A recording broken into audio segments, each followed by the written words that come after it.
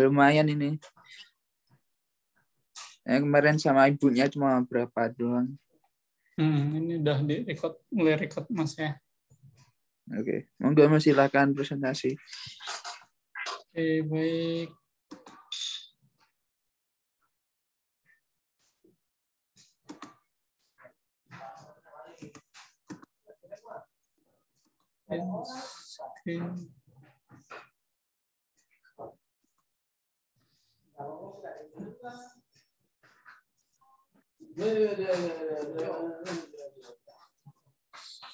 Sudah terlihat belum ini?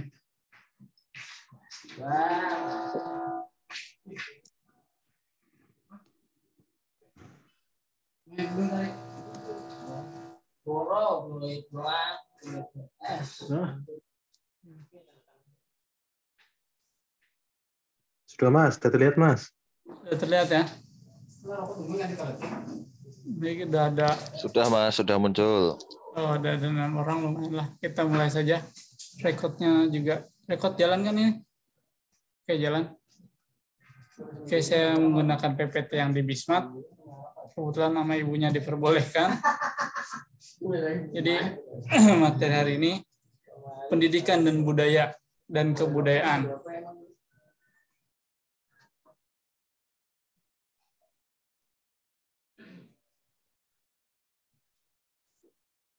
Jalan kah? Slide-nya pindah nggak? Enggak, Mas. Udah pindah ya? Lanjut, pindah Mas, lancar. Siap. Hakikat kebudayaan, budaya atau kultur dari kata lain folklore, yang berarti mengelola, mengerjakan.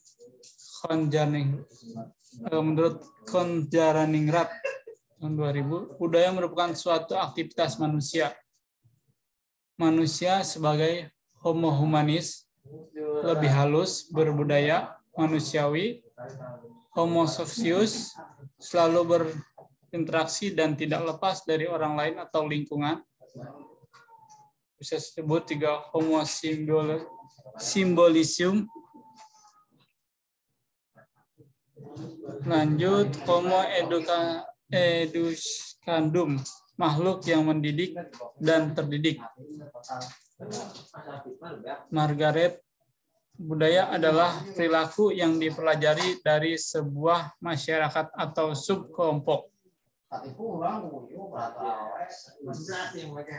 Ini Sugrian yang melakukan observasi partisipasi di Irian.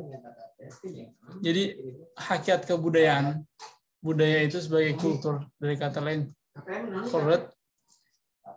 Jadi intinya manusia itu tidak akan jauh dari budaya, entah itu budaya di lingkungan masyarakat atau budaya di sekolah, semua pasti mengacu pada budaya.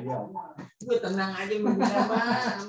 istilah dalam mengenal kebudayaan: seni, art, atau adat, kebiasaan, tradisi, kultur, atau peradaban, civilization. Seni, teman-teman biasanya ada beberapa seni yang bisa artis seperti seni, budaya itu seni, dan ada juga adat kebiasaan, mungkin tradisi di lingkungan, di sekolah yang berbeda-beda. Peradaban ini keseluruhan, mungkin sivil atau zona. Next, pengertian budaya menurut Konjaraningrat, budaya dalam arti kata seperti seni, tadi sudah dibilang, dalam arti luas, keseluruhan gagasan dan karya manusia yang tidak berkabar, berakar pada nalurinya, dan yang karenanya hanya bisa dilakukan manusia sesudah adanya proses belajar. Gagasan, perilaku, dan hasil karya. Budaya menurut Selo Sumarjo adalah semua hasil karya, rasa karya, dan cipta. Dari dalam arti sempit itu budaya itu adalah seni. Sedangkan dalam arti luasnya keseluruhan gagasan yang karya manusia yang tidak berakar pada naluri dan yang karenanya hanya bisa dilakukan manusia. Sudahnya proses. Next. Konjaraningrat, kebudayaan mempunyai 3 wujud. sebagai suatu yang kompleks dari ide-ide gagasan, nilai-nilai, norma, peraturan. Kompleks aktivitas, kekuatan berpola dari manusia dalam masyarakat, benda-benda hasil karya manusia, hubungan manusia dan budaya sebagai pencipta, pemakai, pemelihara, perusak. Jadi kelompok seni itu dibagi menjadi 3. Sebagai suatu yang kompleks, ide-ide ataupun gagasan, kompleks aktivitas kekuatan berpola dari manusia dalam masyarakat, benda-benda hasil karya manusia. Mungkin untuk benda-benda ini seperti kayak patung atau arsitek-arsitek yang lain yang berbau seni. Kultur dan proses. Oke, next lanjut. Nah, kultur, seni dan alat teknologi, kulit, religi, sistemata pencaharian, organisasi sosial, bahasa, seni, dan alat teknologi. Semuanya bisa mengkerucut sampai akhirnya seni dan teknologi. 7 unsur kebudayaan menurut Kondengrat, sistem religi dan upacara keagamaan, sistem dan organisasi kemasyarakatan, sistem pengetahuan, bahasa, kesenian, sistem mata pencaharian hidup, sistem teknologi dan peralatan. Oke, menurut ada 7 unsur kebudayaan menurut Kondengrat ini. Seperti tadi saya sebutkan. Next, wujud kebudayaan. Wujud ideal adat tata kelakuan. Terdapat dalam pikiran manusia sebagai anggota masyarakat yang bersangkutan, misalnya tampak pada lagu-lagu dengan fungsi sebagai pengatur, penata, pengendali, dan pemberi arah kekuatan manusia. Kelakuan manusia. Oke. Yang kedua, wujud kedua adalah sistem sosial, kelakuan berpola dari manusia itu sendiri, konkret bisa dilihat wujud manusia, gerakan, entah kayak wayang orang, kayak gitu. Itu bisa dimasuk ke wujud kedua adalah sistem sosial, kelakuan berpola dari manusia itu sendiri, konkret bisa dilihat wujudnya atau gerakan-gerakan manusia yang berhubungan sosial dan itu bisa dikatakan juga seni. Oke. Wujud ketiga adalah kebudayaan fisik bersifat paling konkret berupa benda yang dapat dilihat diraba. Mungkin itu bisa dilihat patung, salah satunya. Kebudayaan menurut Edith Taylor, budaya sebagai kompleksitas yang terdiri dari pengetahuan, kepercayaan, seni moral, hukum, adat istiadat, dan kemampuan atau kebiasaan lain yang diperoleh manusia sebagai anggota masyarakat. Menurut Levi-Strauss, konteks teori komunikasi yaitu sebagai keseluruhan sistem simbol, bahasa, kekerabatan, ekonomi, mitos, ekonomi, seni, homo symbolicium.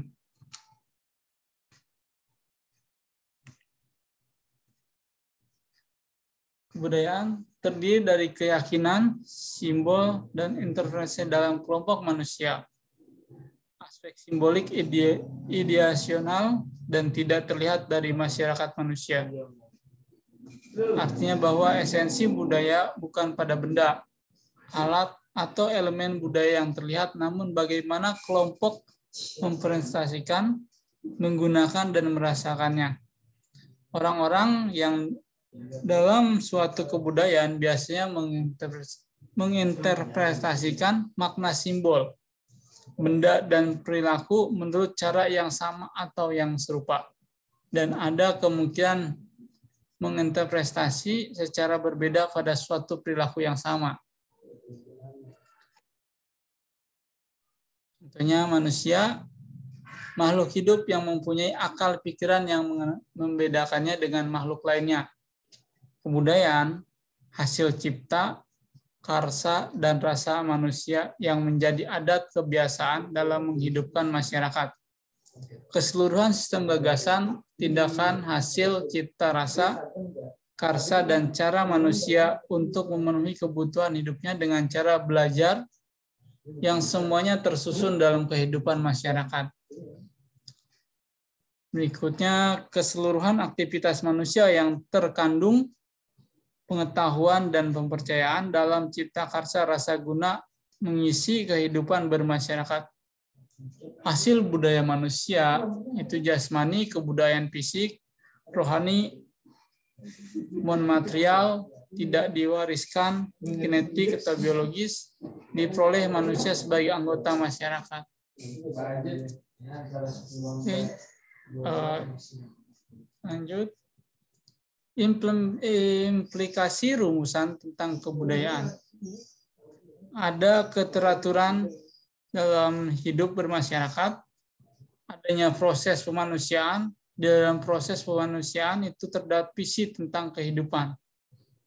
Tentunya ini budaya di kita, lebih sering kita melihat di situ ada tanda dilarang berbelok atau berputar arah, tapi nyatanya orang di kita lebih sering melanggarnya. Implikasi value dalam kebudayaan terhadap pendidikan di sekolah. School, community, sekolah dan komunitas semakin erat berkomunikasi ataupun kaitannya sampai dengan sekolah itu ada di komunitas, menyatu semuanya. Oke, terima kasih. Itu adalah materi yang saya sampaikan tentang kebudayaan, pendidikan, dan kebudayaan.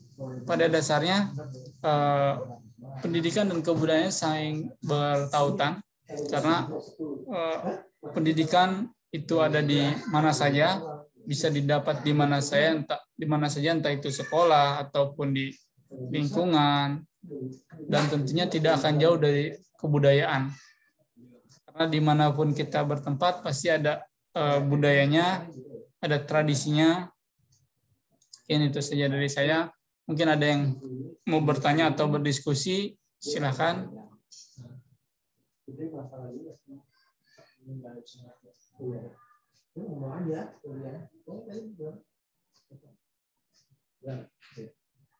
Mas Akhil mungkin.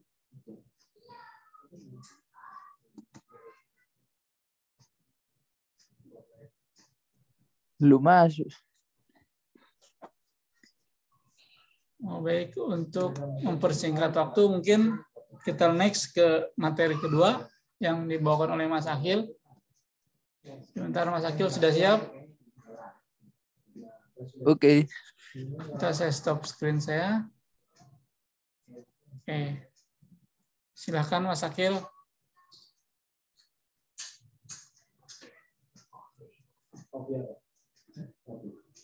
Sudah kelihatan belum ya? Sudah Mas Akhil.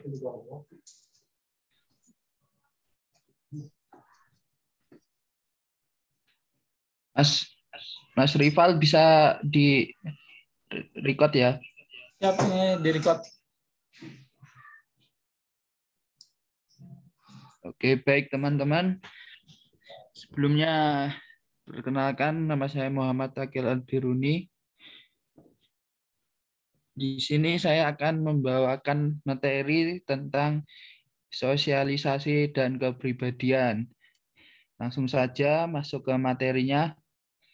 Nah, yang pertama itu ada pengertian dari sosialisasi, yaitu mencakup seluruh proses untuk mempelajari nilai-nilai, sikap-sikap, pengetahuan, berbagai keterampilan, dan berbagai teknik yang dimiliki masyarakat atau yang menyangkut kebudayaan.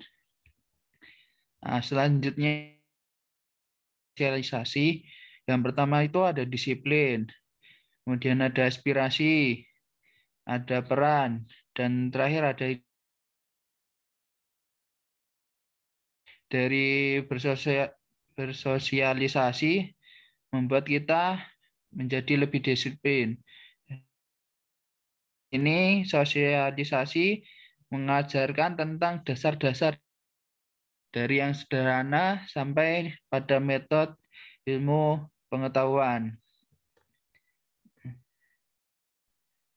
Orang tua disiplin misalnya pada anaknya, yaitu saat bayi misalnya ya, dimandikan 2 kali, itu merupakan sebuah disiplin. Terus makan 3 kali, tidur siang, dan mencuci tangan sebelum makan, dan sebagainya. Nah, masalah disiplin tidak hanya terkait dengan aktivitas di rumah saja, tetapi juga menyangkut kegiatan di luar rumah, seperti aktivitas belajar, bekerja, penelitian, dan sebagainya. Terus selanjutnya, tujuan sosialisasi yaitu aspirasi, yang mengajarkan tentang aspirasi tertentu. Nah, aspirasi ini dari satu masyarakat mungkin mempunyai aspirasi tertentu yang nantinya dapat berpengaruh pada anggotanya. Contoh nih, pada masyarakat pertanian, banyak orang tua yang menginginkan anaknya menjadi petani. Keinginan ini dapat dikaitkan dengan tujuan dari masing-masing pribadi. Selanjutnya ada identitas. Sosialisasi memberikan identitas kepada individu melalui aspirasinya. Contohnya yaitu kalau dia bagaimana sebenarnya menjadi anak perempuan, yang berbeda dengan kalau dia adalah anak laki-laki. Nah, kemudian ada peran. Sosialisasi mengajarkan tentang peran yang menyangkut hak dan kewajiban. Apakah yang harus dilakukan dengan status yang dimilikinya? Contohnya, kalau kita dengan pertanyaan, siapa saya? Maka selain identitas kita yang terjawab, di dalamnya juga termasuk peran apa yang harus dimainkan. Nah, kemudian ada beberapa agen sosialisasi.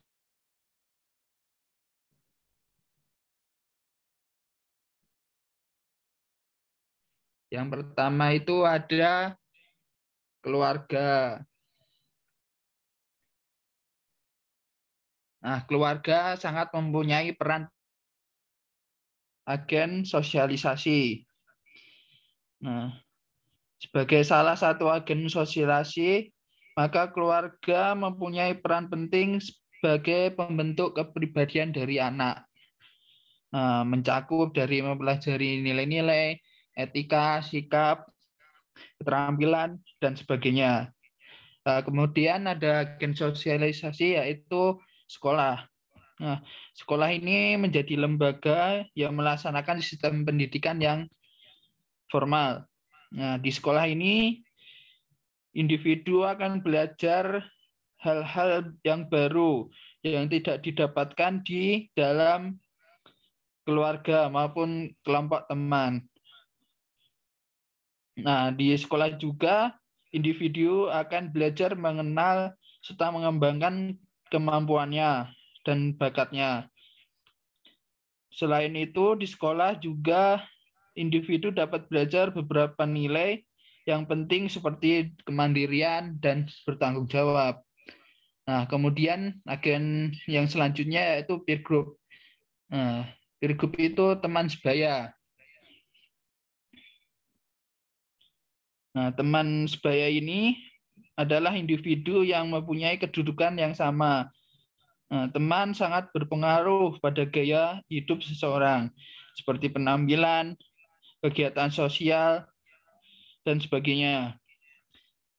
Interaksi teman sebaya yang memiliki usia yang sama memiliki peran khusus untuk perkembangan sosio-emosionalnya. Misalnya, teman sepermainan dapat mempengaruhi tindakan sosial individu yang mengarah pada hal positif, namun juga ada yang mengarah ke hal yang negatif. Terus agen selanjutnya yaitu masyarakat. Nah, masyarakat ini juga menjadi agen sosialisasi buat anak. Terus yang terakhir itu ada media. Media ini menjadi agen sosialisasi yang cukup berpengaruh pada era saat ini, yang digunakan untuk menyampaikan pesan-pesan dari sumber kepada khalayak ramai seperti film, radio, TV, Facebook, Instagram. Nah, selanjutnya kita masuk ke model sosialisasi. Yang pertama itu ada conditioning atau mengkondisikan. Terus yang kedua ada identity tagging, yaitu pengambilan identitas. Terus yang ketiga ada modeling atau permodelan. Terus yang terakhir ada learning to cope, belajar untuk mengatasi. Nah, yang pertama mengkondisikan. Nah, di sini individu dikondisikan untuk dapat memahami tentang bentuk respon yang muncul dari lingkungan masyarakatnya. Nah, kondisi ini berhubungan dengan adanya stimulus atau respon atau sebab. Nah, apa yang sudah dipelajari dan dipahami sebagai suatu kebiasaan yang harus diikuti dalam masyarakat. Terus selanjutnya ada pengambilan identitas, yaitu pada umumnya anak usia 5 tahun sebagai individu sudah bisa belajar tentang jenis kelaminnya.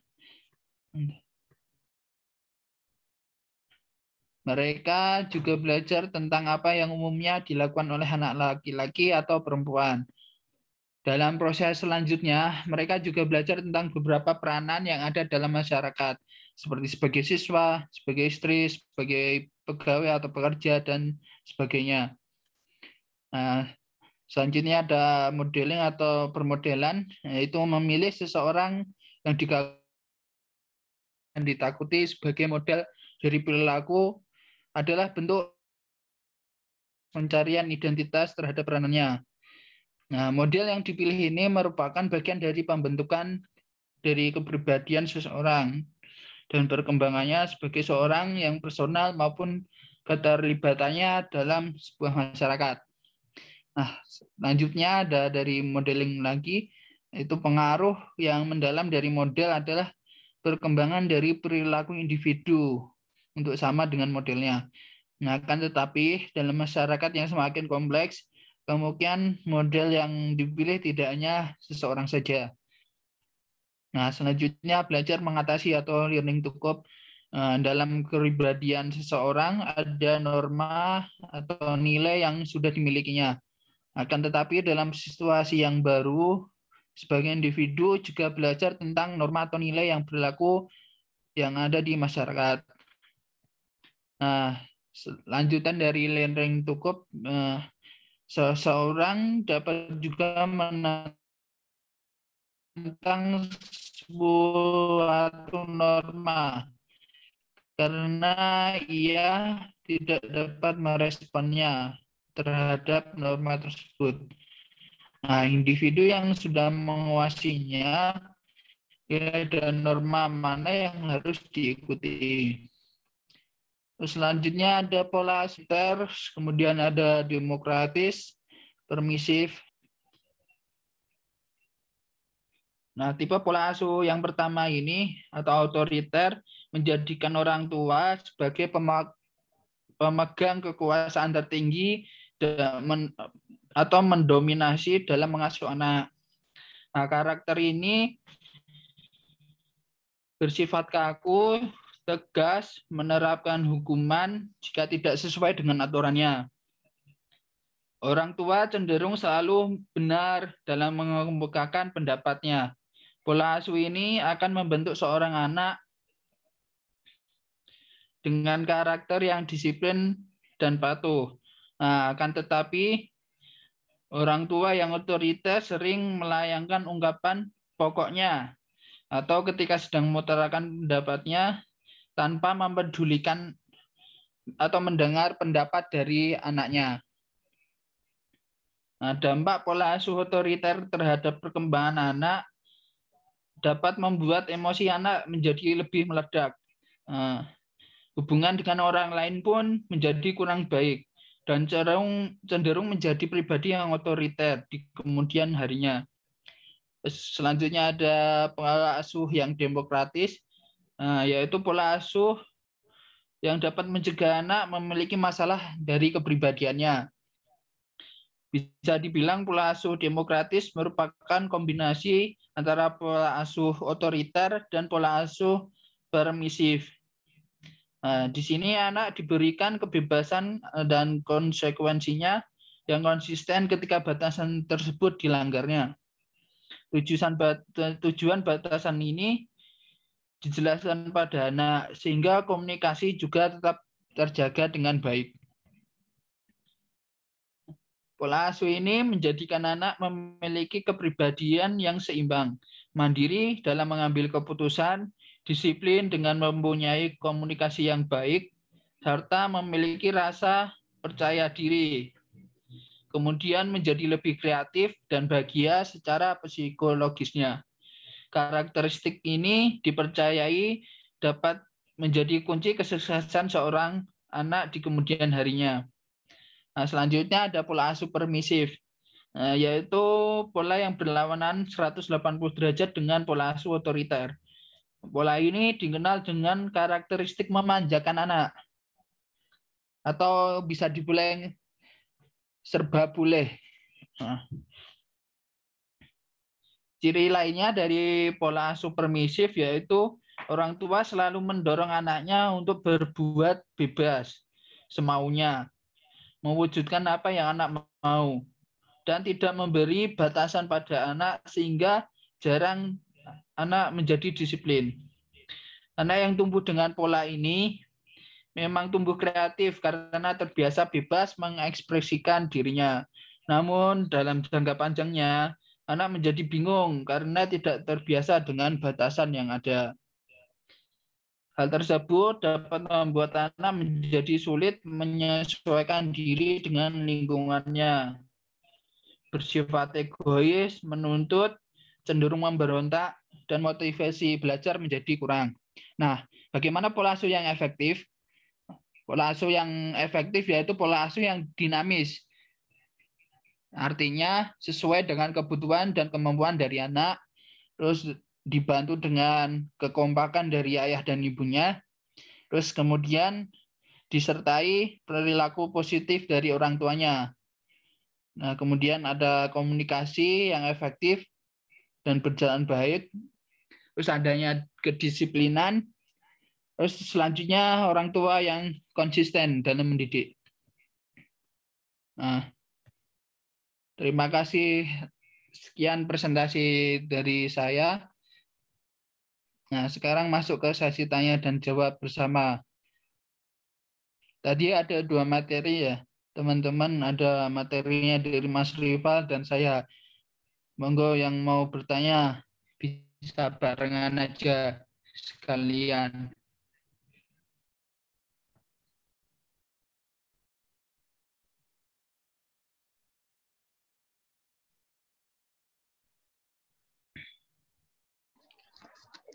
Halo, selamat sore rekan-rekan sekalian.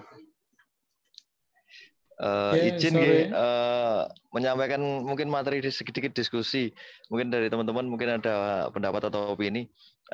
Contoh seperti ini, antara kebudayaan dan pendidikan tadi, mungkin di suatu geografis atau mungkin daerah kan beda-beda itu kebudayaannya. Nah itu yang saya tanyakan atau mungkin nanti bisa jadi topik diskusi ya, itu pendidikan yang menyesuaikan kebudayaan setempat atau kebudayaan setempat yang harus menyesuaikan dengan pendidikan yang sudah terbentuk, seperti itu mungkin. Mungkin bisa teman-teman mungkin ada bantu jawab.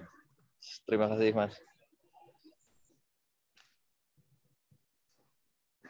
Ya, terima kasih pertanyaannya.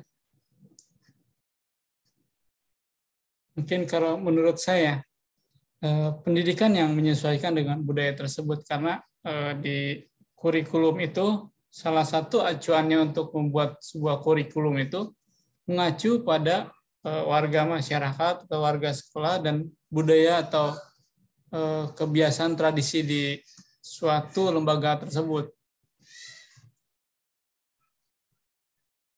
Mungkin begitu. Jadi acuannya itu lembaga pendidikannya yang mengikuti budaya. Soalnya untuk penyusunan kurikulum itu salah satu poinnya mengacu pada budaya. Mungkin teman-teman yang lain ada yang bisa menambahkan, Mas Lutfi ini coba.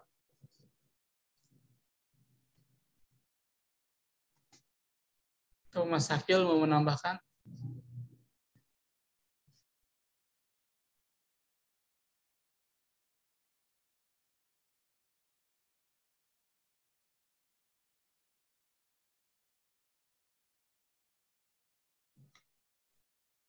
Atau menambahkan ya Mas ya. ya. Nah, pendidikan itu merupakan bagian dari sebuah kebudayaan. Nah, dikarenakan pendidikan adalah upaya untuk memberi pengetahuan dasar sebagai bekal hidup. Nah, pengetahuan dasar ini atau untuk bekal hidup yang dimaksud di sini adalah kebudayaan. Nah, dikatakan demikian karena kehidupan adalah keseluruhannya dari keadaan diri kita yang totalitas sebagai manusia untuk hidup di dalam masyarakat.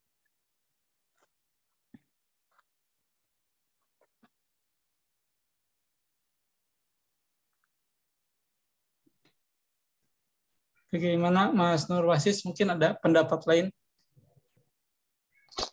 Ya, terima kasih masukannya rekan-rekan sekalian. Ya, itu mungkin sebagai informasi ke saya, karena mungkin saya non-pendidikan ya, mungkin tidak begitu paham tentang antara kebudayaan dan pendidikan itu. Terima kasih jawabannya rekan-rekan. Monggo yang lain.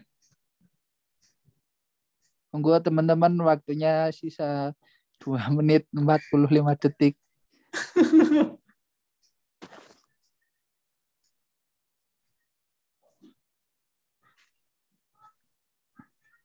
Mas Bima ini biasanya tanya ini Mas.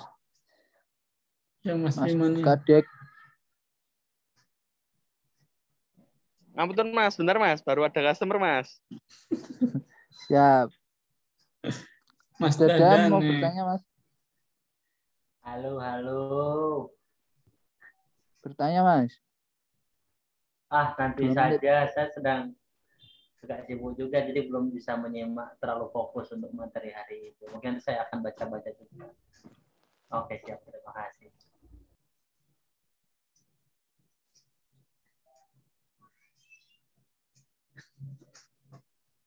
Waktunya tinggal 1 menit.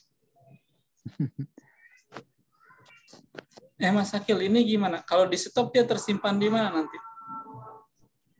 Ntar aku tunjukin Mas. Oh ya. Gimana teman-teman? Kalau tidak ada ya kita tutup kuliah sore hari ini. Langsung berdoa saja. Oke. Baik, untuk mengakhiri perkuliahan sosiologi pada sore hari ini, marilah kita berdoa sesuai dengan kepercayaan masing-masing. Berdoa dipersilahkan.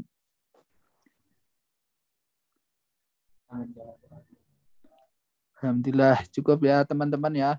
Ya, bisa untuk presentasi besok, siapa Mas Akil? Besoknya yang presentasi besok Mas Dadan sama Mas Untung. Oh ya, materinya Di grup Mas, nanti ku share ya. Oh ya, siap. Nanti di share ya Kil ya. Untuk misalkan minggu besok aku sama Mas Untung. Nah, minggu besoknya lagi siapa nanti dibikin list aja ya Kil ya. Aku soalnya nggak dapat materinya. Oke, siap. Ya, oke, gitu sekian aja, Mas. presentasinya dari saya dan Mas Tifal Ansori. Apabila ada salah katanya, mohon maaf. Assalamualaikum warahmatullahi wabarakatuh. Waalaikumsalam warahmatullahi wabarakatuh. Waalaikumsalam warahmatullahi Matur nuwun wabarakatuh. sedaya. Ya. Sami-sami Mas, matur suwun. Dimatiin Mas rekodnya Mas Rival. Rekodnya matiin ya.